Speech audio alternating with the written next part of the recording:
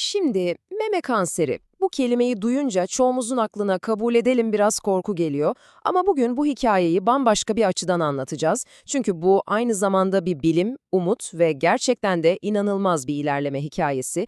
Gelin o korkunun arkasındaki bilime bakalım ve tıbbın bu alanda yarattığı devrimi birlikte anlayalım.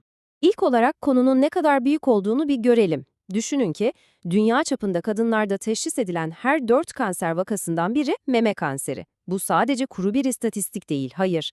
Bu her yıl hayatları tamamen değişen milyonlarca kadın, aile ve onların etrafındaki topluluklar demek. Ama işte bu devasa tablonun tam ortasında inanılmaz umut verici bir gerçek var. Amerika Birleşik Devletleri'nde 1950'den 2020'ye gelindiğinde meme kanserine bağlı ölüm oranları tamı tamına %40 azalmış. Bu, bilimin ve yıllar süren adanmışlığın sessiz ama muazzam bir zaferi. Peki bu inanılmaz düşüş nasıl başarıldı? Sırrı neydi? Cevap aslında iki devrimsel gelişmede yatıyor. Birincisi, kanseri çok daha erken aşamada yakalamamızı sağlayan tarama yöntemleri. İkincisi de ameliyat sonrası hastalığın geri gelmesini önleyen o destekleyici yani adjuvan tedaviler. İşte bu ikili oyunun kurallarını tamamen değiştirdi. Tam da burada işler biraz karmaşıklaşıyor.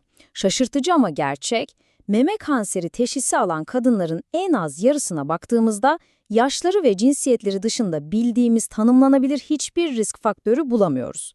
Bu bize neyi gösteriyor biliyor musunuz? Bu hastalık nadiren tek bir sebebe, tek bir kötü adama bağlı.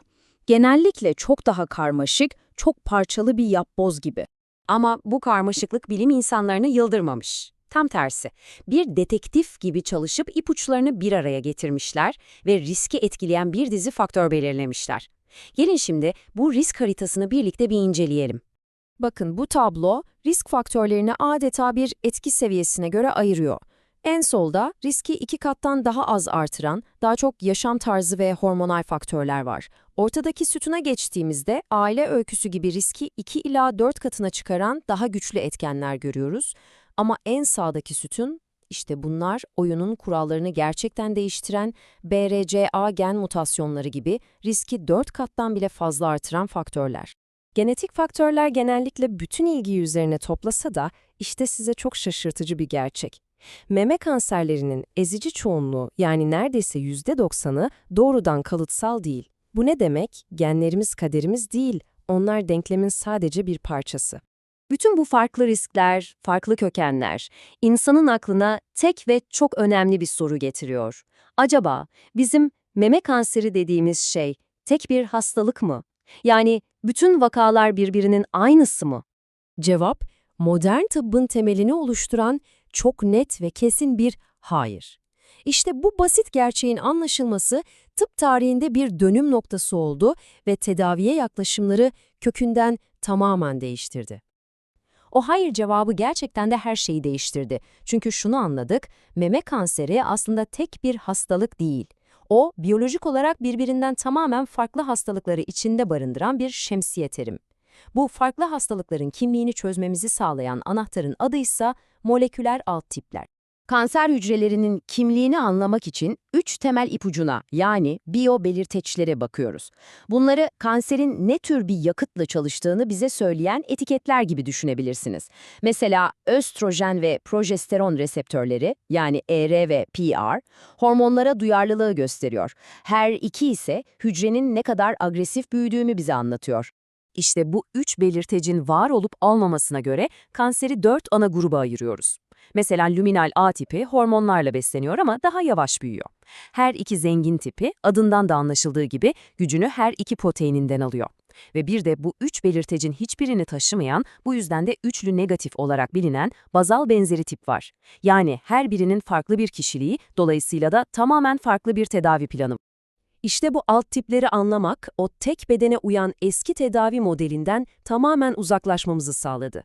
Artık her hasta için kişiselleştirilmiş bir yol haritası çizebiliyoruz. Elimizde artık kanserin kimliğine özel silahlar var. Tedavide ilk adım genelde cerrahi oluyor ve burada hastalar için inanılmaz derecede önemli bir bilgi var. Eğer hasta uygun bir adaysa, sadece tümörün çıkarıldığı meme koruyucu cerrahiyle tüm memenin alındığı mastektomi arasında uzun vadede hayatta kalma oranları açısından hiçbir fark yok. Bu bize şunu gösteriyor. Modern tedavi artık sadece hayatta kalmakla değil, yaşam kalitesiyle de derinden ilgili. Meme koruyucu cerrahiden sonra da genellikle radyoterapi, yani ışın tedavisi devreye giriyor. Eskiden bu çevredeki sağlıklı dokuların da zarar görmesi anlamına gelebiliyordu ama artık öyle değil. Modern radyoterapi adeta bir keskin nişancı gibi çalışıyor. Kanserli bölgeyi inanılmaz bir hassasiyetle hedef alırken, kalp gibi hayati organları da özenle koruyor. Ve son olarak, kan dolaşımına karışarak vücuda yayılmış olabilecek o görünmez düşman hücrelerini avlayan sistemik tedaviler var. Bunları 3 farklı türde özel kuvvet gibi düşünebilirsiniz. Hormon terapisi, hormonla beslenen kanserlerin yakıt hattını kesiyor. Kemoterapi, hızla bölünen tüm hücrelere karşı daha geniş çaplı bir saldırı başlatıyor. Ve hedefe yönelik akıllı ilaçlar. Onlar da sadece kanser hücresinin üzerindeki her iki gibi özel bir hedefe kilitlenip doğrudan oraya saldırıyor. Tüm bu anlattıklarımızı özetleyen, belki de en güçlü cümle şu: uluslararası fikir birliği artık meme kanserinin tek bir hastalık olarak tedavi edilmemesi gerektiğini kabul etmektedir. Bakın, bu sadece bir cümle değil. Bu 10 yıllarca süren araştırmanın ve milyonlarca hayatı kurtaran bir zihniyet devriminin manifestosu aslında. Peki, buradan sonra sırada ne var? Tedaviler her geçen gün daha akıllı, daha kişiye özel ve daha nazik hale geliyor.